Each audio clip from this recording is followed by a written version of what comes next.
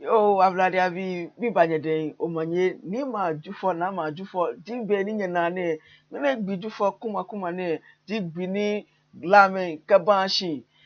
ni kanyeri one numo ya mobroni ebote gbatun emi ni eye npa ibona fe ni kaji egbe na be shiba kusumie anye ni aya no wakaji obana ni wahimeji amena ekpeshi ni amepeshi Avlade amni ebe kusumi krede ni yofe moji shiba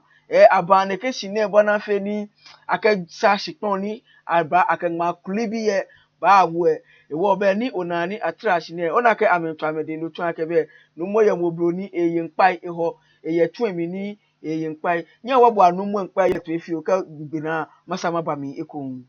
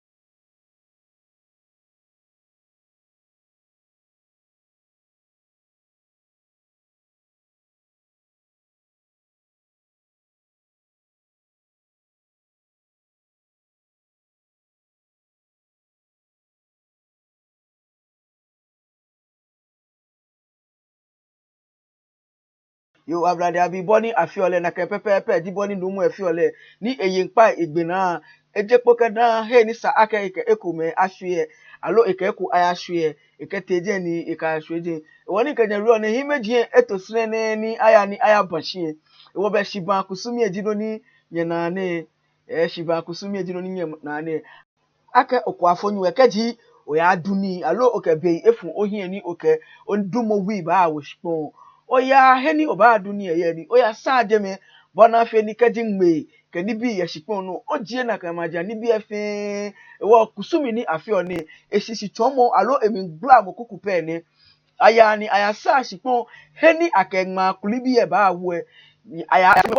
akegma wo shpon noko akagba ma na ni ma anye akwen boni akpa agbe ake ekwen wakaji oba akwe imeji etosire ni ameyani amafe na kan kusumi ni heni afi one ke kusumi na yeji lakpan ewokwe mlinji ni ayafi one ke kusumi eye ni wokwe na ji heni ashe bia ni wokwe na ji heni ashe ake numo ya mobro ni keji enye moko be egbe ni enyo ise ewo numo tete ojeto ji moni nyo ekonu numo tete ojeto ji moni nyo ekono ohimeji mbote ma momi bona fe ni kusumi krede ni ameyo fe mo eje nyana ke numo tete ojeto nyi ise no we shi peteshi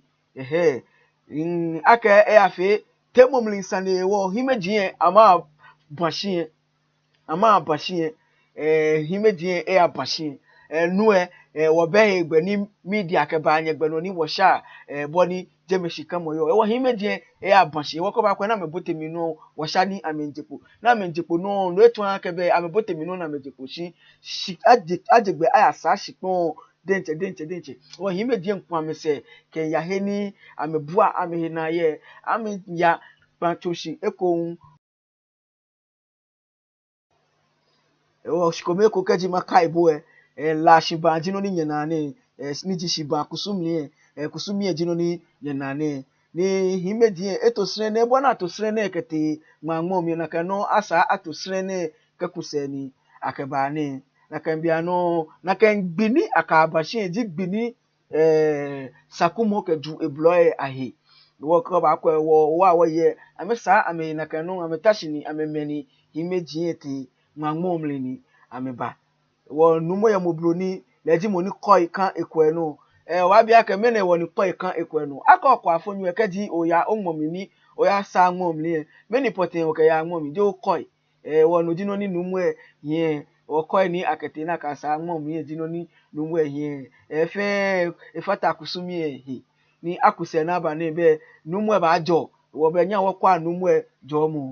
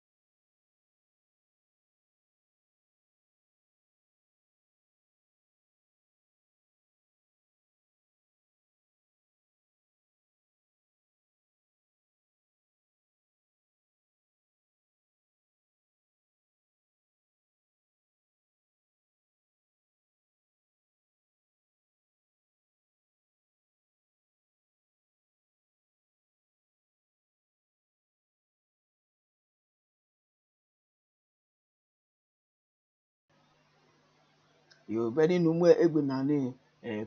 kusumi nchano no money wo na ni eyo npa bi ani egbeji ni obodai adai ni ji ejeno láàfin mọ́ńkìlá lòdì mọ̀ níyẹn náà ní èyí ọ̀ npa ẹ̀ onye wọ́n bu àlẹ́ mútu.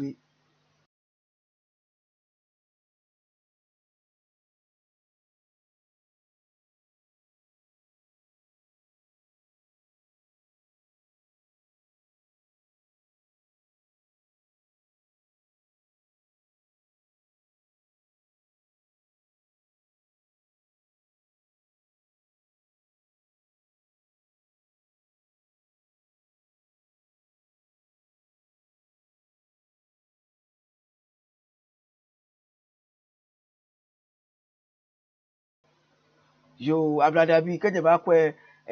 numo ya mobroni ke danko ha wulo me fe ke amini ni ba sami ke kam ke sa ami na wo kumo bana ke blamo wulo me ke ba se ina na ka jiboni e yole keji amegbena keke aka ha amra kwache keke emu wo bia ne mankra lo nke ni echomi keke ama kwache emu fio ke fio ese na keke ola yun ke fio ese na keke aka ha la pa wulo mo lakpan wulo mo ke ba fe enagbe kusumi kra e ke ba ye nagbe pa nya wo bu anagbe pa ye le etu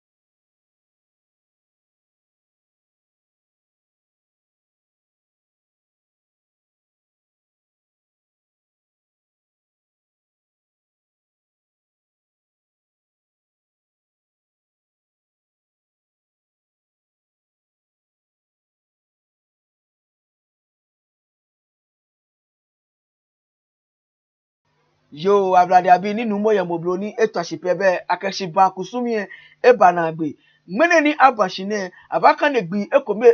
ekome pawo ye gbi pawo no abakuse ni abaya ngomli na kenma kulibi ba wo shipon keke ahale afi nyonkome ni di ochi ete keke akete ke aya fangma wo mene ni akengma